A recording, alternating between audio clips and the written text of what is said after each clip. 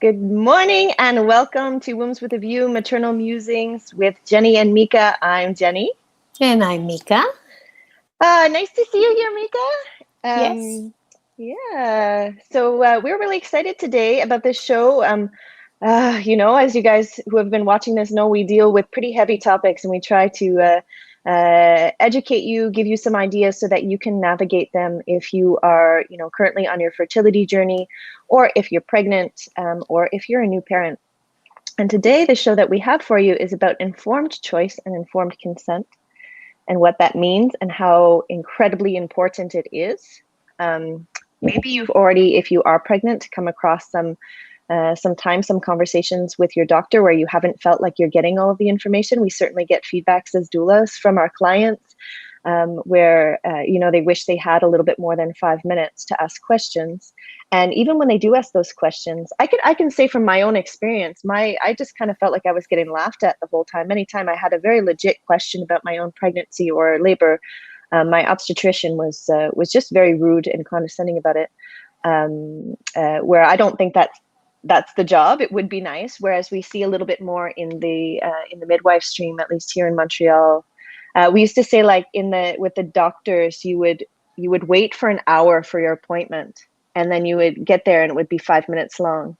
Whereas with the midwives, you would wait for 5 minutes and then your appointment would be an hour long, and they would really answer all those questions, and they would not give you the answers, right? It's like this total opposite. I had one pregnancy Jenny? yeah. Can you hear me? So I think Jenny just froze. Are you back? I'm here the whole time. Where are you?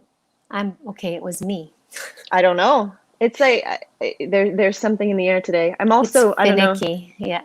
So I don't know where I cut out, but basically I was just saying how I personally had these two very different experiences in Montreal hospitals and in Montreal birthing centers, and felt like the first time around with the doctors, there was no room for asking questions. Maybe it was that I was young. Maybe I didn't know really how or what questions to ask, which is a little bit of a big part of what Mika and I do in our classes, is try to help you navigate and figure out, and how she works as a doula and how I work as a postpartum doula. Anyway, and then when I went with the midwives, it was sort of polar opposite. You would ask questions, and then you would be like, okay, well, what do I do? And they wouldn't tell you what to do. They would just leave that with you. That's not their job to answer the question, what do I do? It's their job to give you all of the choices so that you are informed and you can make your own decision, right? So we're going to talk a little bit about how some anecdotes today and how you can better navigate the system for most of you who will be giving birth in the hospital. Yeah, because that's what we see here in Montreal. It's a very high percentage of birth givers give birth at the hospital. And I find it's really important what you just said, Jenny. And I want to take that and categorize that for a moment into 4 different ways of managing birth. Because when we talk about informed consent and informed choice, it will show up differently in different birthing settings. And I think this is a conversation that is so important to have early on in your pregnancy to understand the difference. So I'm going to go from active management of labor, which is basically can happen during a medical induction or in situations where there's a medical emergency. And that is a space where basically we don't ask too many questions. It's more a place where we get informed by our medical care providers of what's the next step and what is going on. And that is really important, especially if it's an emergency, to get all of the information in a way that you can understand what's going on with you, because that helps process that later in so many ways. And the experience can be different if you know what's going on and it's not just happening to you. Another model is the standard management care that is offered at all the Montreal hospitals, where they work with protocols of medical care of labor. And in these cases, that is where I think we're going to zoom in more about how you can navigate that to really receive more information, to have the possibility to be in a space where informed choices are offered. The third model is what you just mentioned with midwives. This is where management of instinctive physiological birth happens. And I can say in one sentence, it's the difference between leading the birth as the provider Mm-hmm. and following. So midwives follow you during labor and they allow things to unfold and progress in their own pace. And they will step in if there's a medical need, but they will stay in the background. And of course, there's also different styles of midwives, but this in the bigger picture is the big difference between being followed by a doctor versus followed by a midwife. And then there's a fourth style, which has come up a little more with the pandemic, but it's been around always, which is when you choose to have an unassisted birth.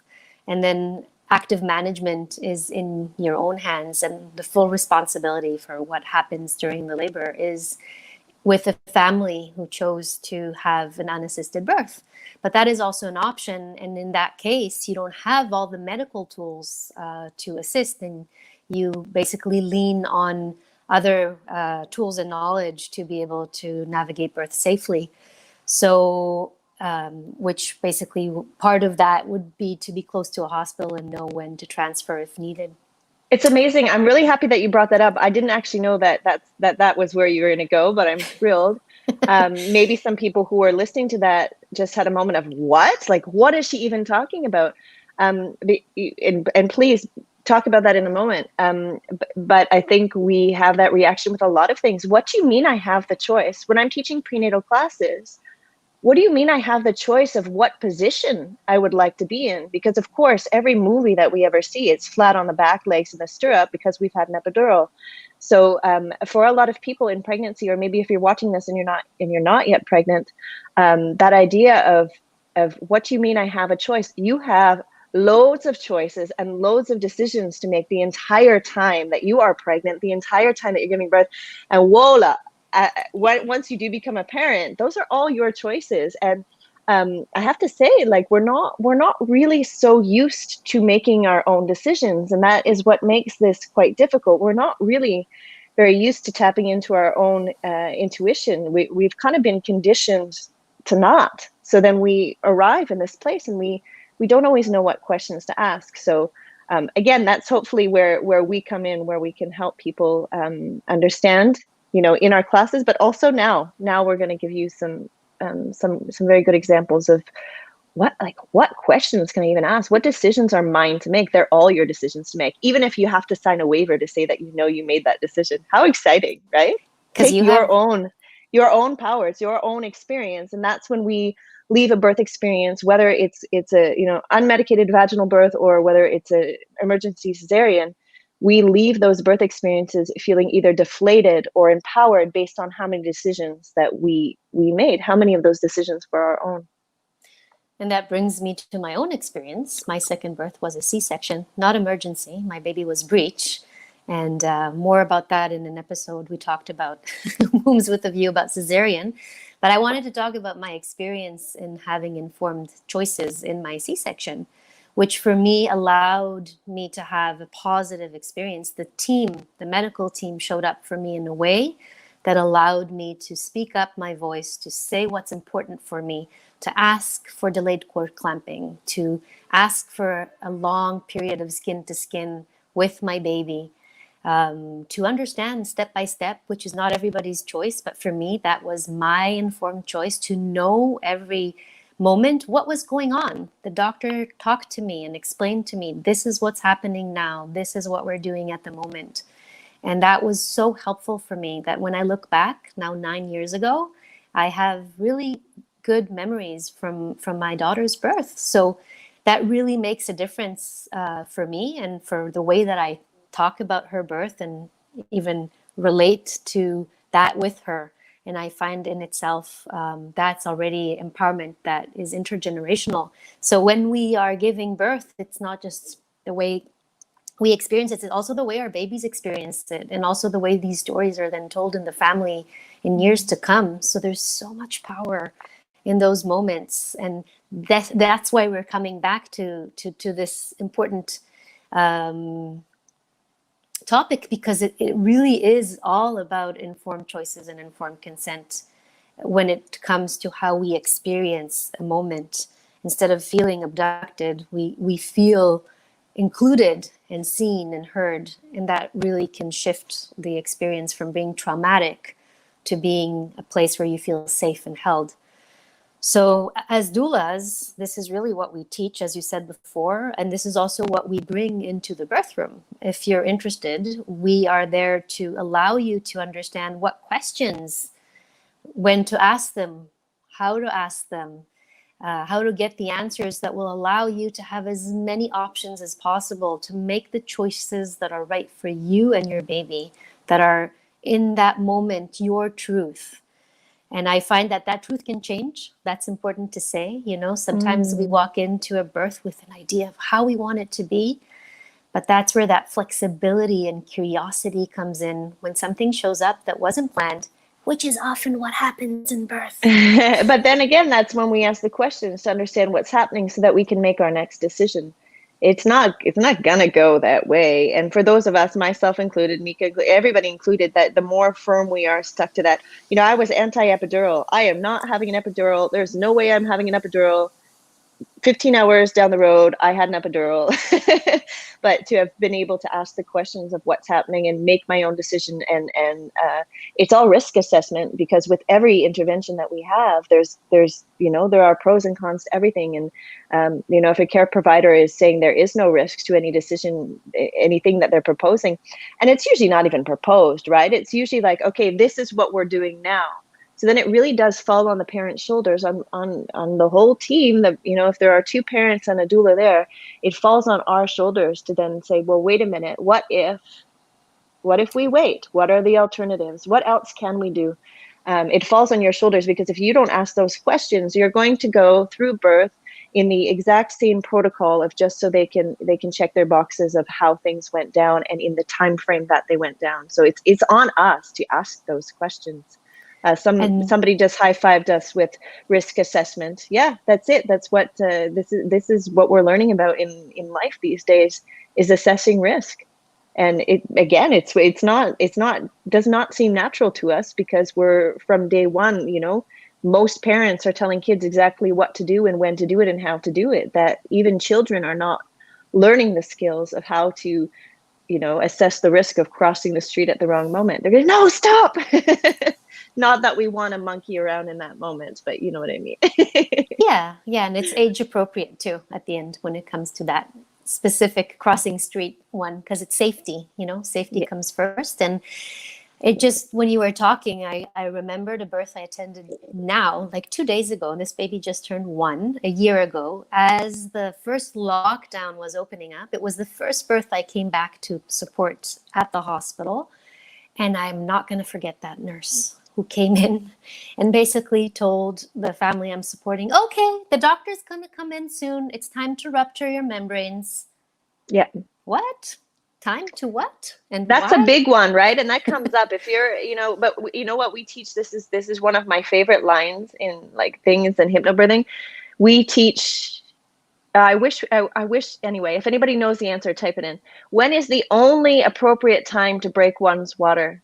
I love this answer so much. And I ask this in the hypnobirthing classes, and people have all kinds of, 5 centimeters, because that's kind of around the time that they usually want to break it in the hospital to get things moving. But we say in hypnobirthing, the only appropriate time to break the water bag is if baby has been born in it. And I love that. It does happen, and it's so beautiful and it's so rare. But as Mika said, this is one thing that is not, it's not even proposed. It's just given like that this is the thing that we're going to do now, because you're at this point with this amount of centimeters dilated. And so then what? Why is a great question. Is there a reason for it? And to know that, of course, there are risks to breaking the water. It may not seem like a big deal. Getting rid of your soft little cushion. Sorry to cut you off. That's one of my favorite examples. No, it's awesome. It's great. I want to bring it back to, in the title that we put out for our talk today, we talked about informed consent versus informed choice. So here we changed it a little bit in the banner, but I want to go back to the difference. It's a subtle one, but I think it's an important one to understand, or what our take is on this, really. So when we talk about informed consent, we're talking about giving information and then allowing the patient, the person who is giving birth in this situation in labor, to basically say yes or maybe a no. But mostly what we're expecting is that we're going to explain what's going on, and then that person is just going to have their consent and go on with the show, basically. Mm-hmm.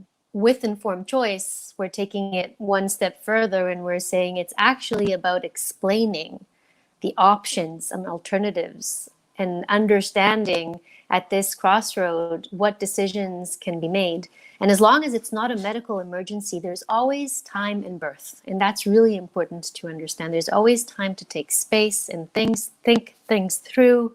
There's always time to understand what your inner wisdom and intuition is telling you, to take time with your partner, if applicable, if you have a partner, to understand together what is our family's view on this? How do we want to take this next step?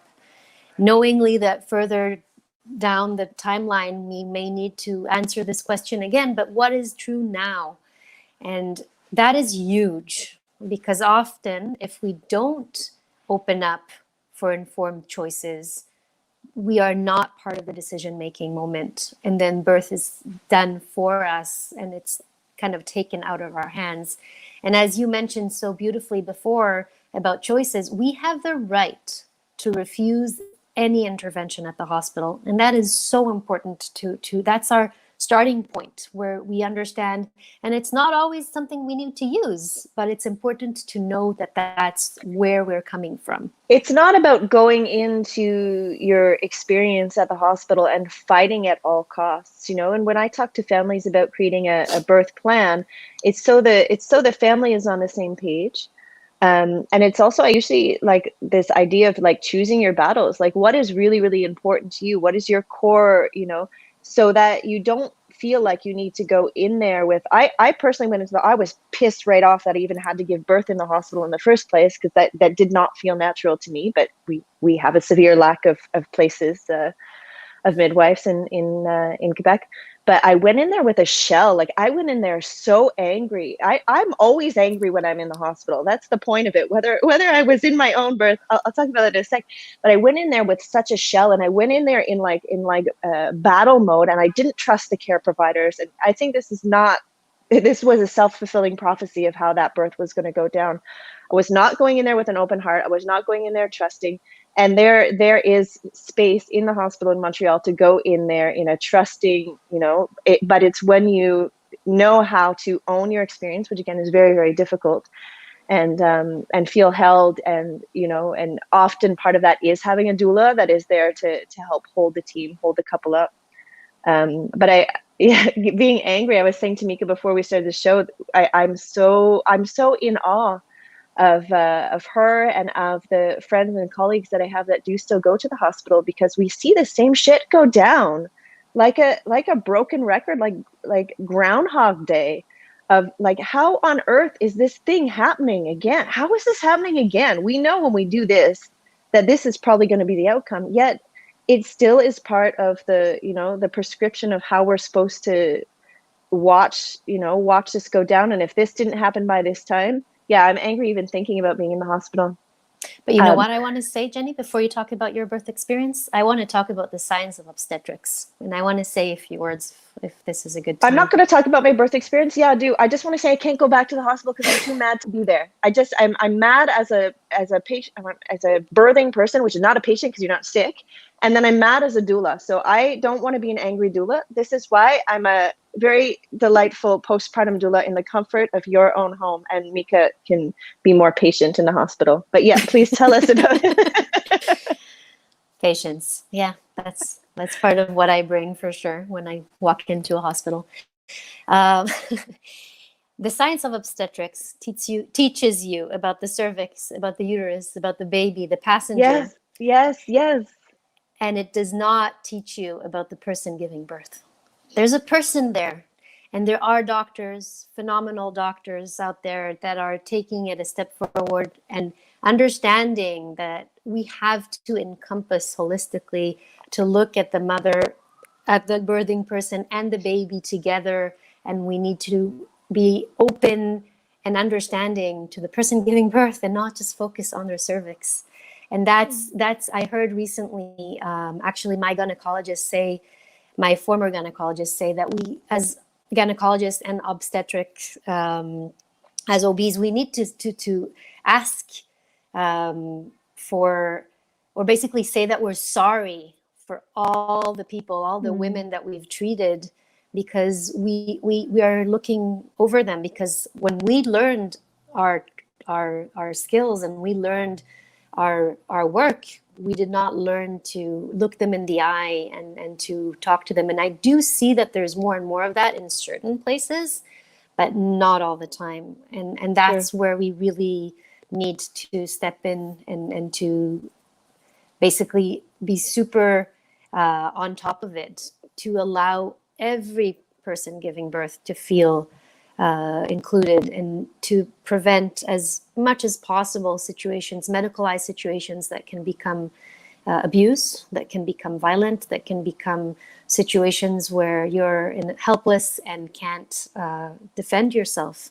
And I'm sad to say, but that does happen. And it's where, as a doula, I really step into this role and understand that when I'm there, there's a chance that in these rare but still happening situations, I can help navigate it with less trauma. So that's really the thing that shows up. And when you choose to give birth at the hospital, you choose to walk into a place that has rules and has a culture and has certain views about how birth should go down. And if you have a different view than what the hospital has, or the medical care providers that you're meeting, that's where informed choice and consent is the tool, is the way to navigate it with more positivity and not create that With fight. positivity and respect. And it is even about asking, you're asking your nurse a simple question, she knows the answer, rather than just taking for granted whatever she's presenting to you. And I think if I were a nurse, I would be thrilled to engage in some kind of conversation where that person understood that I have a certain level of education and respected that I know the answer to their questions. I would rather that than do what I did, which was just, treat everybody like a bunch of idiots because I was 26 and I had Google behind me. which is a battlefield, basically, when you walk in that way. And in birth, part of what helps birth progress is when we feel safe and calm. So it's an interesting place to be. And many births, we don't need to intervene. There's no need to do anything, really. It's just to hold space. And so then I feel allow. like that is when the informed consent and the question asking becomes so important, is asking for more time. That's one of the best questions that, you of course need to know if baby's in distress. You're not going to then try to buy yourself some time for the next thing that they would like. It's not about that. You want to obviously make sure that you're okay and baby's okay. But often you're okay and baby's okay, and they're still wanting things to tick along on this schedule. So that's when we ask for more time. Well, would it be okay if we tried this for another hour and then we revisit it? And, if you're not the one speaking, it could be your partner. And again, the doula is there to help guide and coach both of you, not just the person who's in labor, both of you, to know when to ask and how to ask those questions. And if you don't happen to have a doula, then just always keeping in mind that this is your birth and your birth experience. And for most of us, this is our taxpayer, this is our money, this is our taxes paying for that experience. So enjoy it, make it your own. Totally. And there's so many moments, just as you were talking. I think one of them you mentioned before, and maybe we can start wrapping up after this. At the point where you're starting to breathe out your baby or to push your baby out, often you're asked in the hospitals to go on your back. And you mentioned that before. And this is a very important place that if you do want to try a position of your choice, that's where you want to communicate with the nurse. Don't break the bed, because you need the full. And when I say break the bed, it's a moment in labor where they take off the bottom of the bed and they pull out the stirrups, and the only option is on your back or maybe semi on your side, but there's not a lot of options. You can't really go on hands and knees. You can't really be fully comfortable on your side. You can't do all of these different positions without a full bed. And at the hospital, by the way, you need to give birth in the hospital bed. So make it more comfortable and keeping it intact for a longer time. And sometimes birthing on your back becomes the most comfortable place to be, but then you've gone through informed choice, and ending up on your back is going to be a very different experience than if you start off there and feel that you did not have a choice, as if that was something that was important for you, of course. So this is just an example to show in a certain moment in labor, they're going to set you up for pushing. And if you don't communicate with questions and ask to have options, it's not going to go. And it happens way. so fast because it's just protocol. And it's the same with Mika mentioned at the beginning, delayed cord clamping. Like that's something that even if you've put it in the birth plan, you probably still have to have someone hovering there, making sure that the cord doesn't get clamped too soon, because they're just so used to doing everything in a very specific way as quickly as possible that, and like it's this foggy moment, of course, and things are happening very fast. So you have to kind of be on it and very firm in how you want your experience to go, because this is your birth. This is a big deal, and you don't get a redo. Some of us have a second kid in a different context, and I felt like my second birth was incredibly healing because it happened at home with Rivka. Like it helped me heal from that quite traumatic and unpleasant hospital birth, but it's not the same birth. I can't redo that first birth. So it's really, but it's how can we step into our power, and the way we can do that is making sure that we have informed choice and informed consent, and it's not presented that way in the hospital. You have to ask every step of the way. So that was fun. That's a fun topic. Please, if anybody is watching afterward, you can type some more comments and we'll be happy to get back to you. We love when you share your stories. Of course, this is a big chunk of what Mika and I teach in our hypnobirthing classes. We are taking the summer off, but we have a new, I thought I changed that banner. That's not an accurate banner. I thought I changed it, but it didn't save. We have nothing in May because May was back then. We're taking the summer off, but somebody's saying it would be great if you were brought into nursing programs. Ooh, I'm sorry, I can't see who you are. Please comment and let us know who left that message. Yeah, anyway, so we have our new classes coming up in, I don't know, Mika, you always know this stuff better than me. What is the schedule for the next? September 16th. So we're Thursday, September 16th. Perfect. So if you are interested in a little bit more information about class. Yeah, so that's the first class. It's 5 classes. If anybody is interested in more information, we also have a free info session coming up in August as well. And yeah, we'll see you. I will see you 19th. In. Yours like a human calendar. Thank you so much for picking up the slack on all the numbers that I can never remember. And so nice to see you, Mika. And thank you everybody for watching. We'll see you. And you're going to be here in 2 weeks. Yeah, with a special guest, a special surprise guest. It will even be a surprise to me. That's how much of a surprise it is. But we will see you then. Bye. Bye.